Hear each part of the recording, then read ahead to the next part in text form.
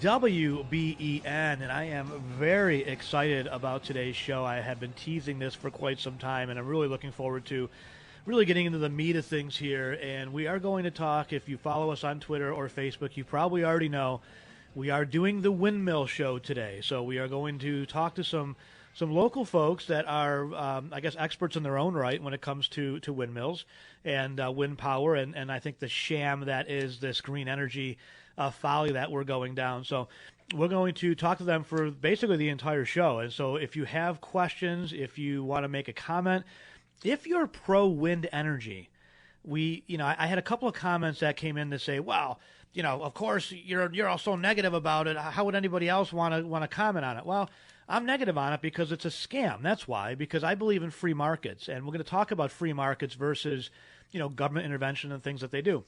Properties in Orangeville are selling over 30% below their assessed values thanks to Invenergy's 58 turbine project there. And those turbines are only 436 feet tall.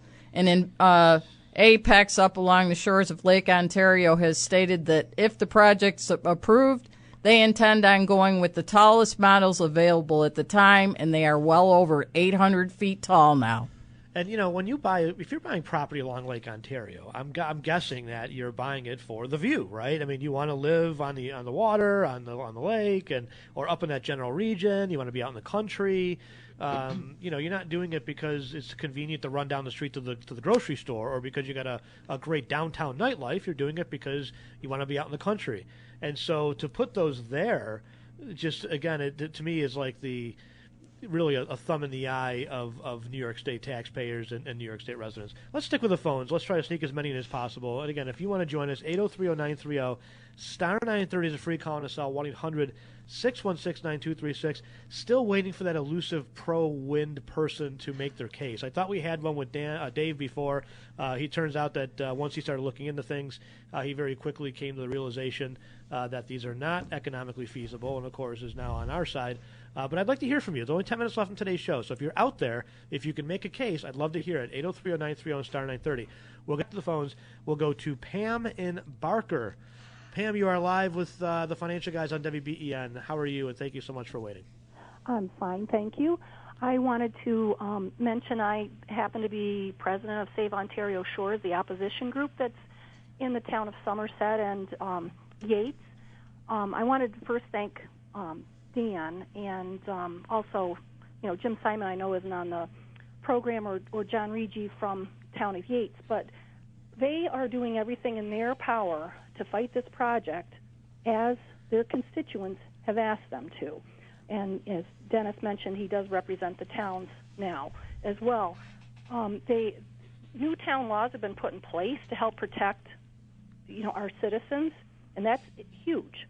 Looking at setbacks, noise limits, also setting this whole project, push it back 3 miles from the shoreline. The U.S. Fish and Wildlife Service has stated in a letter in May of 2015 that this project would have very severe impacts to the area, and they said they have recommended before that time that wind energy projects be constructed at least 3 miles from the shoreline of the Great Lakes in their entirety to reduce this risk. So there's information out there. They've done a radar study in this area and have shown that the migratory birds and raptors are flying right through the windswept area of the rotor blades of these industrial wind turbines. I know Dan mentioned a coalition that we formed. It's called the Power Coalition. It's protecting Lake Ontario's waterfront environment and resources, and that is a very diverse group of different members that have come together to oppose this. So that really makes a strong statement that it's not just people who are living in our two communities, but see this as an issue from around the state and the country. I mean, it is important to protect our natural environment. A lot of people are very concerned about that, as well as our citizens. Yeah, no question. And I do want to point out that a lot of times anybody who is in opposition to these projects, for whatever reason, it's claimed that they're being funded by fossil fuel interests or because we don't have enough information, and neither of those statements is true. Right. There are a lot of people that are putting time and their own money into making sure this doesn't happen, because it shouldn't. And it's not because we don't have enough information, it's because we have too much.